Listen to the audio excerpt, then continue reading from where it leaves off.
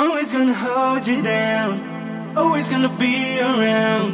And nobody can do it like I do it, girl. You gotta believe in us.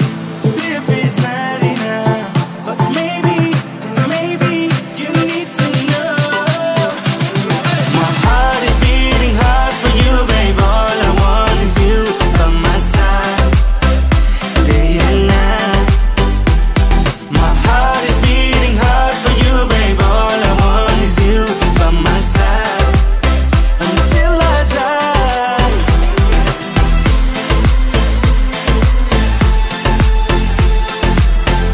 Merhaba arkadaşlar, 29 Aralık Türkmen Partisi düzenliyoruz. Herkesi bekliyoruz. İnşallah güzel olacak. Merhaba arkadaşlar, 29 Aralık Yeni Yıl Partisi düzenliyoruz.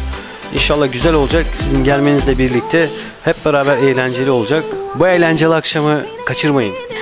Merhabalar arkadaşlar. Öncelikle sizi yeni yılınızla kutluyorum. Mutlu yıllar diliyorum. Arkadaşlarım dediğine katılıyorum. Çok güzel bir akşam olacak. Sizi 29 Aralık saat 7 ile 12 arasında bekliyoruz. Hepiniz davetlisiniz. Adres İstanbul Aksaray, Vatan Caddesi metro çıkışı. Zümray Düğün Salonu bekliyoruz. Hepinizi bekliyoruz. Believe in us.